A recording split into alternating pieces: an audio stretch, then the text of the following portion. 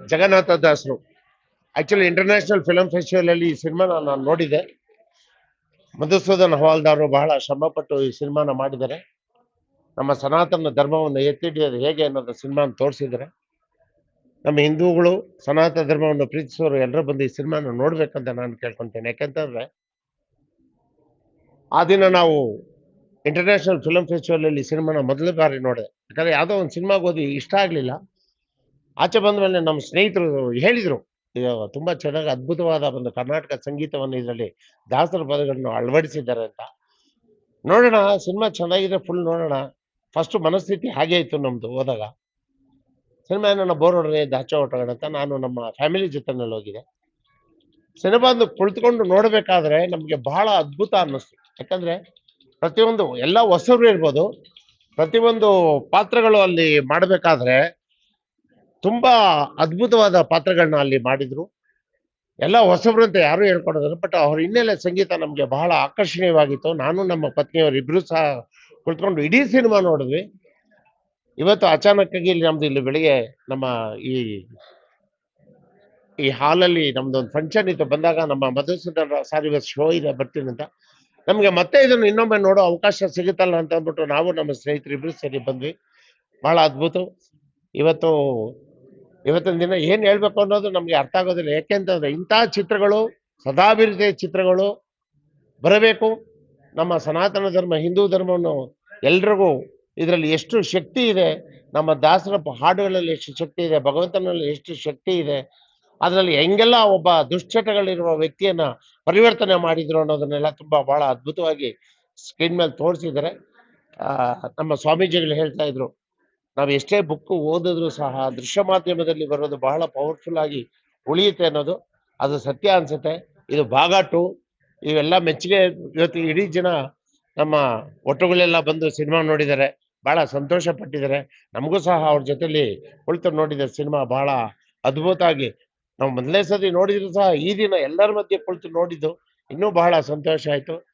Madhusudan sir, ಆ ರಾಘವೇಂದ್ರ ಸ್ವಾಮಿ, ಪಾಂಡುರಂಗ ವಿಠಲ, ಆ ಲಕ್ಷ್ಮೀನಾರಾಯಣ ನಮ್ಗೆ ಇನ್ನೂ ಹೆಚ್ಚಿನ ಶಕ್ತಿಯನ್ನು ಕೊಟ್ಟು ಇದೇ ರೀತಿ ನಮ್ಮ ಹಿಂದೂ ಧರ್ಮವನ್ನು ಎತ್ತಿ ಹಿಡಿಯುವಂತಹ ನಿಟ್ಟಿನಲ್ಲಿ ನಿಮ್ಮ ಚಿತ್ರಗಳು ಇನ್ನೂ ಬಹಳ ಬರಬೇಕಾಗಿದೆ.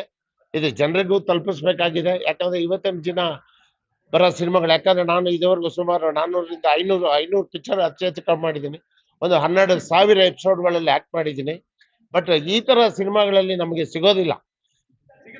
ಸಾವಿರಾರು ಸಿನಿಮಾಗಳು, 500 ಸಿನಿಮಾ ಮಾಡಿದ್ದೀನಿ. ಆದ್ರೂ ಸಹ ನಾವು ಭಕ್ತಿ ನಾನು ಶನಿಮಾತ್ಮನ ಪಾತ್ರ ಮಾಡಿದ್ದೀನಿ. ಮಠ ಚಿತ್ರ ತಾವೆಲ್ಲ ನೋಡಿರ್ಬೋದು. ಅದರಲ್ಲಿ ಶನಿಮಾತ್ಮನ ಪಾತ್ರ ನಾನೇ ಮಾಡಿದ್ದೀನಿ.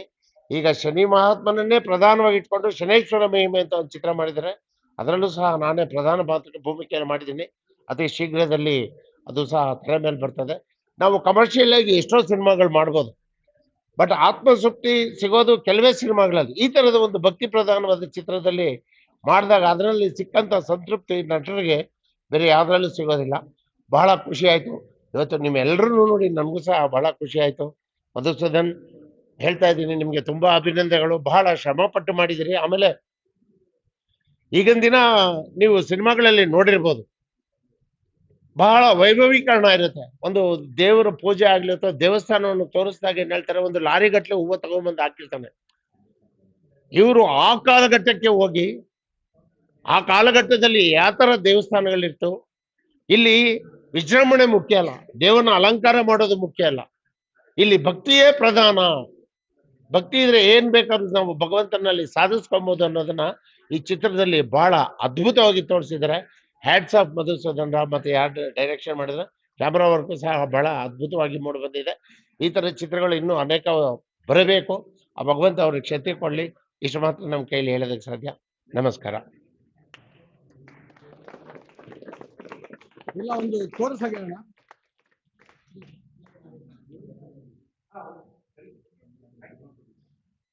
ಇವರು ಕಾಸ್ಟ್ಯೂಮ್ ಡಿಸೈನರ್ ತಗೊಳ್ಳಿ. ಇಡೀ ಚಿತ್ರಕ್ಕೆ ಇವರೇ ಕಾಸ್ಟ್ಯೂಮ್ ಮಾಡಿರೋದು. ಬೆಳ್ಳಿ ಚುಕ್ಕೆ ವೀರೇಂದ್ರ ಅಂತ ನಿರ್ಮಾಪಕ, ನಟ, ಬಹುಮುಖ ಪ್ರತಿಭೆ. ನಾವು ಇವ್ರ ಮಧ್ಯದಲ್ಲಿ ನಿಂತ್ಕೊಂಡು ಮಾತಾಡ್ಬೇಕಾಗಿತ್ತು. ಬಂದು